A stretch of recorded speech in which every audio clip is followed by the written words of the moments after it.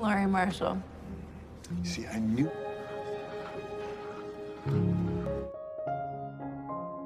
Halo teman-teman, di video kali ini admin mau nyeritain film yang berjudul An Ice Palace Romance. Film ini menceritakan tentang seorang wanita yang diberikan tugas oleh atasannya untuk membuat cerita tentang arena ice skating di kota kelahirannya. Ketika sampai di tempat tujuan, wanita ini kemudian bertemu dengan pemilik arena tersebut yang merupakan pria ganteng dan teman dari kakaknya waktu masih SMA.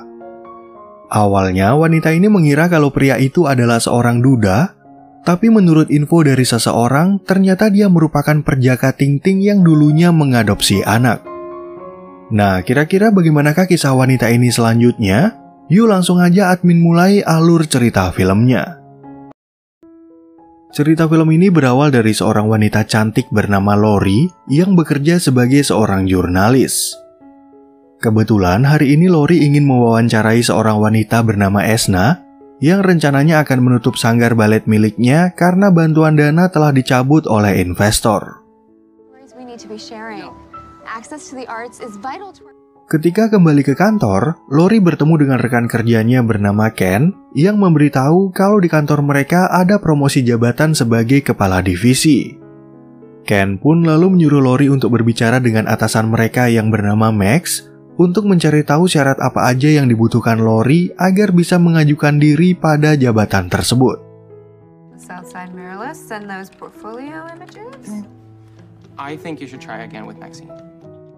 Sesuai saran dari Ken, Laurie kemudian datang menemui Max dan bertanya tentang apa aja yang diperlukan untuk menjadi kepala divisi.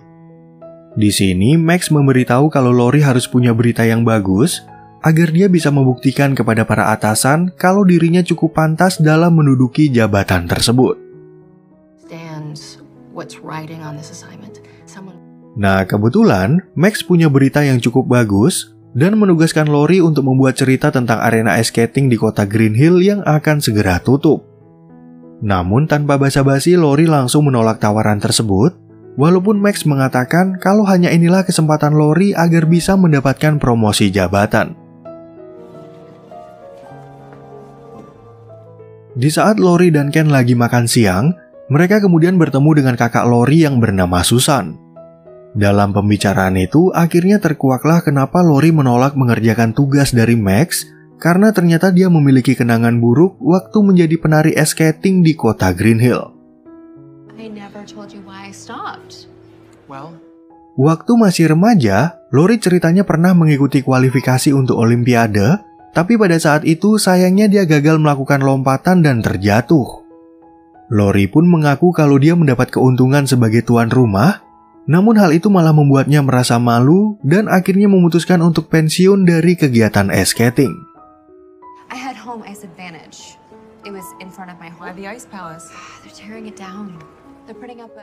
Keesokan harinya, Laurie kemudian datang lagi menemui Max untuk mengatakan kalau dia akan mengerjakan tugas tersebut. Ternyata Max udah bisa menebak kalau Laurie akan berubah pikiran dan langsung memberitahu kalau dia telah menyewa seorang kameramen di kota itu untuk membantu pekerjaan Laurie. Ketika berada di stasiun, Laurie bertemu dengan seorang pria bernama Mark dan putrinya bernama Zoe yang juga akan kembali ke kota Green Hill. Sebenarnya, pada saat itu Mark sempat mengenali Laurie sebagai atlet ice skating, tapi Laurie langsung menyangkal dan mengatakan kalau dia datang ke kota Green Hill untuk mengurus pekerjaan.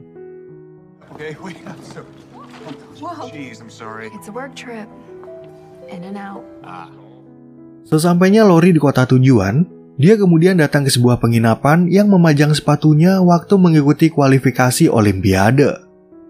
Di tempat itu, Laurie bertemu dengan pemilik penginapan bernama Ronald yang bercerita kalau di malam Natal nanti warga kota akan mengadakan pesta dansa di arena ice skating. Setelah menaruh barang-barangnya, Laurie lalu segera pergi ke arena ice skating untuk bertemu dengan seorang kameramen bernama Jen yang udah disewa oleh Max. Di sana, Laurie juga bertemu dengan teman Jen yang bernama Tyler, yaitu seorang arsitek yang akan merombak arena ice skating ini menjadi kumpulan apartemen dan tempat perbelanjaan. reporter from Chicago. Good to meet you. Likewise, I'm Tyler. In Green Hill, Michigan. All right, I can't afford to stand on principle. Ketika Lori masuk ke dalam gedung, dia lagi-lagi bertemu dengan Mark yang ternyata pemilik dari arena ice skating tersebut. Pada pertemuan itu, Mark akhirnya merasa yakin kalau dulunya Lori adalah pemain bintang di arena ini, dan Mark juga bercerita kalau dia merupakan teman sekelas Susan waktu masih SMA. You're a local legend around here. You almost made it to the Olympics. Sebelum kembali ke penginapan, Lori sempat mampir ke sebuah restoran, dan di sana dia lagi-lagi bertemu dengan Mark yang akan makan malam. Lori pun lalu mengenalkan dirinya sebagai jurnalis dari kota Chicago, dan dia ingin melakukan wawancara kepada Mark tentang dampak apa yang dirasakan oleh masyarakat jika arena ice skating jadi ditutup. Development, actually. How losing the Ice Palace will affect the... Well, can I get an interview? Absolutely. Singkat cerita, saat Lori melakukan wawancara, Mark bercerita kalau keluarganya udah mengelola arena ini selama 100 tahun. Nggak lama kemudian, tiba-tiba datang seorang pria bernama Chad yang ceritanya akan membongkar arena tersebut dan mengubahnya menjadi kawasan apartemen. Sure, that can be arranged. Okay. Lori, will you excuse us for a moment? Thanks.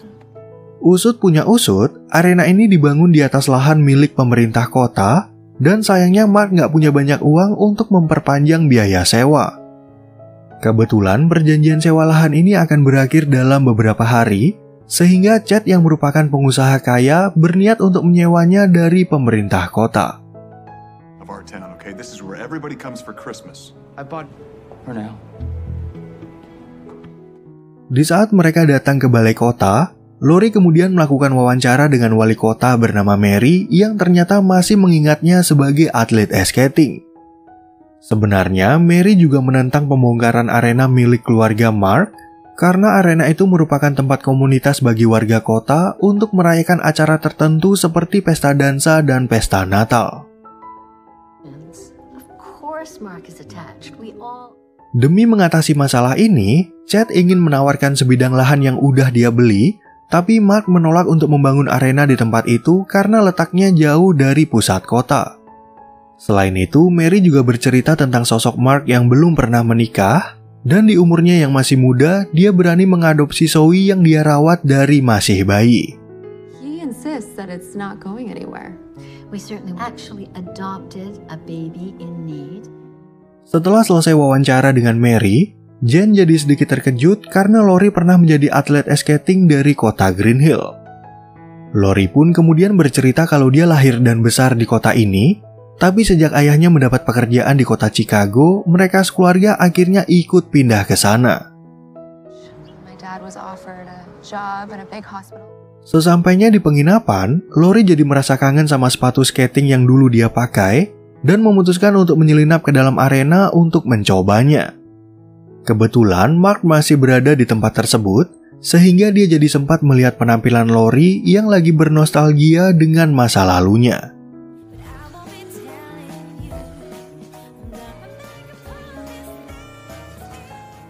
Keesokan harinya, Lori kembali mewawancarai Mark dan bertanya apa yang akan dia lakukan jika nggak bisa memperpanjang sewa lahan. Di sana, Mark mengatakan kalau dia masih berusaha untuk mencari investor baru demi mempertahankan arena ini yang menyimpan banyak kenangan bagi warga kota termasuk Lori. Setelah selesai wawancara, Lori kemudian melihat Zoe yang sedang berlatih karena sebentar lagi dia akan mengikuti perlombaan lokal di arena ini. Lori pun sempat memberikan sedikit saran kepada Zoe, karena sejak pelatih mereka mengundurkan diri, Zoe dan anak-anak yang lain hanya berlatih sendirian. Sure.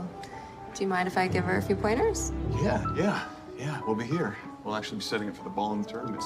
Di malam harinya, Mark tiba-tiba didatangi oleh seorang warga bernama Jenny yang membantunya untuk mendekorasi arena.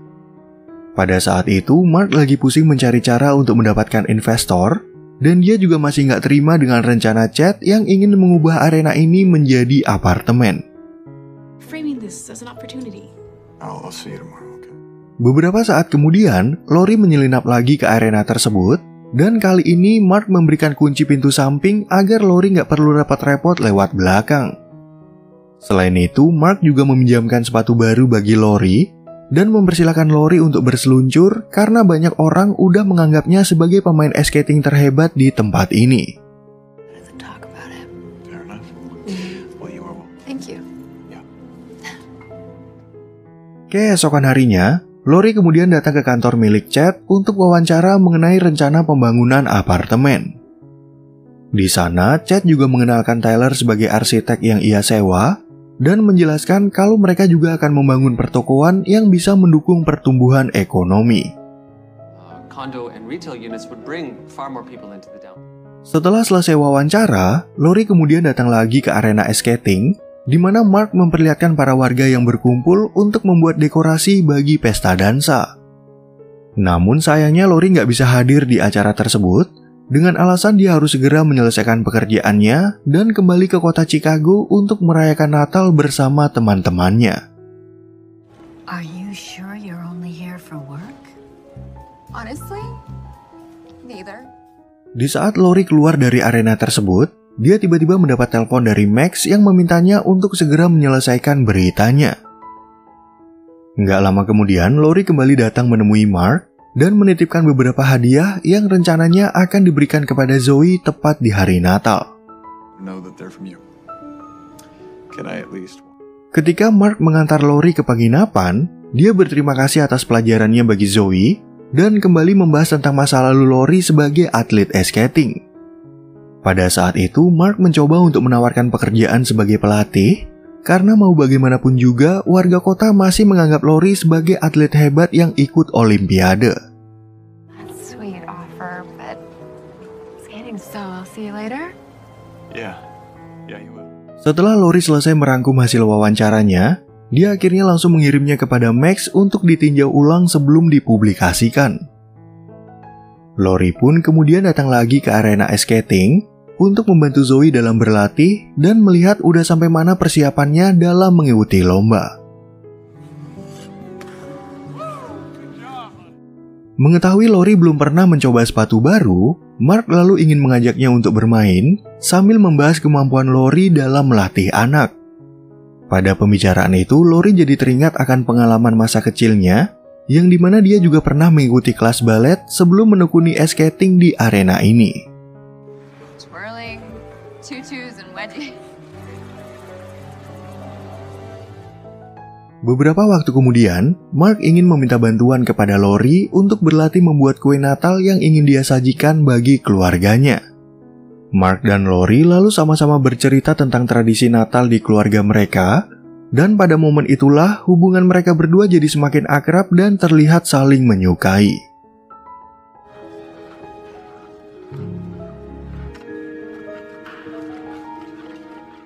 Setelah selesai memasak, Lori kemudian memberikan 2 tiket pesta dansa kepada Jen dan menyuruhnya untuk mengajak Tyler sebagai pasangan kencan.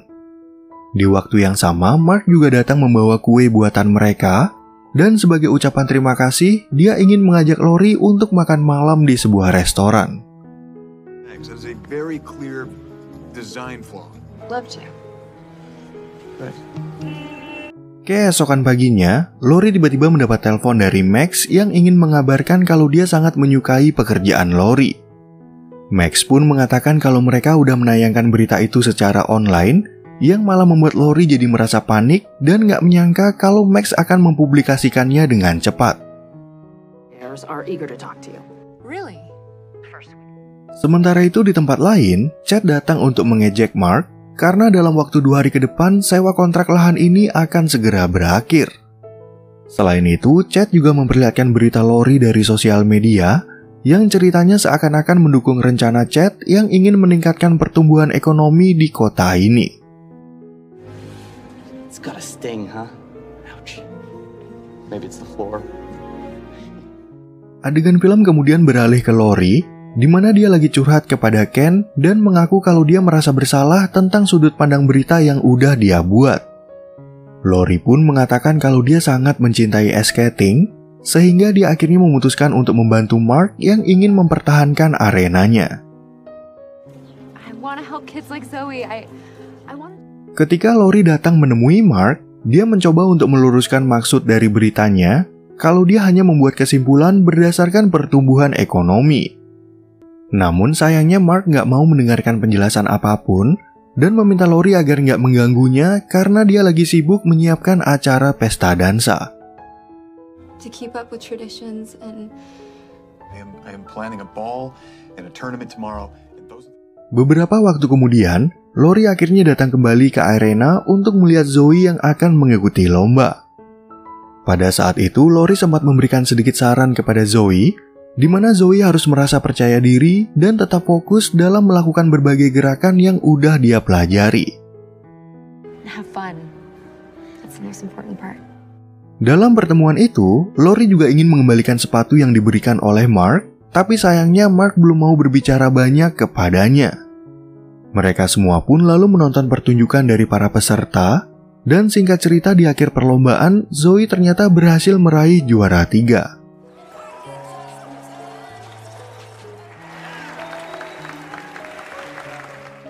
Sementara itu di tempat lain, Jen kemudian datang menemui Tyler untuk mengajaknya ke pesta dansa sebagai pasangannya. Awalnya, Jen merasa sangat gugup waktu memberikan tiket ke pesta itu, tapi tanpa dia sangka, ternyata Tyler setuju untuk pergi bersama. Thanks, Jen. What a wonderful idea. Sambil menunggu Tyler selesai bekerja, Jen iseng-iseng melihat gambar sebuah bangunan dan gak sengaja menemukan akta tanah yang dibeli oleh Chad. Jen pun lalu menunjukkan gambar dan akta itu kepada Tyler, yang ternyata nggak sesuai dengan rencana Chad dalam membangun arena ice skating di tempat yang baru. Deed for the land that Chad bought out on the highway for the new. Adegan film kemudian kembali ke arena ice skating, di mana Chad mengucapkan terima kasih kepada Lori yang telah membuat berita sesuai harapannya. Sebagai balasannya, Chad ingin mengajak Lori untuk menghadiri pesta dansa, tapi Lori langsung menolak tawaran itu dan beralasan kalau dia harus pulang ke Chicago. Merasa kalau Mark punya hubungan yang dekat dengan Lori, Mary lalu memberi saran agar Mark mengajaknya ke pesta dansa, karena mungkin aja pesta ini akan menjadi perayaan yang terakhir. Awalnya, Mark masih merasa kesal dengan berita yang dibuat oleh Lori, tapi berkat bujukan dari Mary, Mark akhirnya setuju untuk menyusul Lori ke penginapan. Di saat Lori akan kembali ke Chicago, Tyler dan Jen tiba-tiba datang ke penginapan untuk memberitahu apa yang dilakukan oleh Chad. Ternyata Chad udah berbohong kalau dia ingin menyewakan lahan kepada Mark karena akta tanah yang dia miliki faktanya nggak cukup luas untuk membangun arena yang baru. Gara-gara permasalahan itu, mereka bertiga lalu datang ke arena untuk melapor kepada Mary yang memberitahu kalau Mark lagi mencari Lori ke penginapan. Mereka bertiga pun akhirnya mengadukan perbuatan Chad sebagai penipuan dan ingin meminta solusi kepada Mary bagaimana caranya menghentikan penggusuran arena ini. Take my car, Zoe's in it and she's got the keys. Now, just give me a minute. Di waktu yang bersamaan, Mark yang baru sampai di penginapan kemudian mendapat kabar dari Ronald kalau Lori udah pergi. Namun Ronald tiba-tiba mendapat telepon dari Mary yang memintanya untuk menyampaikan pesan kepada Mark agar dia datang ke pesta dansa malam ini. Singkat cerita di malam harinya, Lori akhirnya datang ke acara pesta dansa dan menjadikan Chad sebagai pasangannya agar Chad nggak bisa kabur dari tempat itu. Di pesta tersebut, Lori tiba-tiba aja bertemu dengan Ken dan temannya yang ternyata sengaja datang ke kota ini untuk merayakan malam Natal bersama Lori. Thought you needed some in-person support, and we. So much to tell you, but later I have to find someone right now. Setelah Lori berbicara dengan Ken, dia kemudian berkeliling mencari Mark untuk membongkar penipuan yang udah dilakukan oleh Chad. Sesuai rencana, Mary lalu mengajak Chad ke tengah-tengah tamu undangan untuk menunjukkan gambar arena ice skating yang baru dan akte tanah yang ternyata adalah palsu. This right here is a deed. Gara-gara permasalahan itu, Mary akhirnya membatalkan sewa lahan kota kepada Chad dan akan melaporkan Chad ke pengadilan atas dasar penipuan. Kebetulan hari itu Mark juga berhasil mendapatkan investor yang baru, sehingga dia ingin meminta Lori untuk tinggal bersamanya dan mengelola arena ice skating ini bersama-sama. This has been the best Christmas ball I've ever been to. Oke teman-teman, sekian ya perjumpaan kita di alur cerita film yang berjudul An Ice Palace Romance. Semoga teman-teman semua merasa terhibur sama alur cerita film yang admin bawain ini, dan sampai jumpa di video yang berikutnya.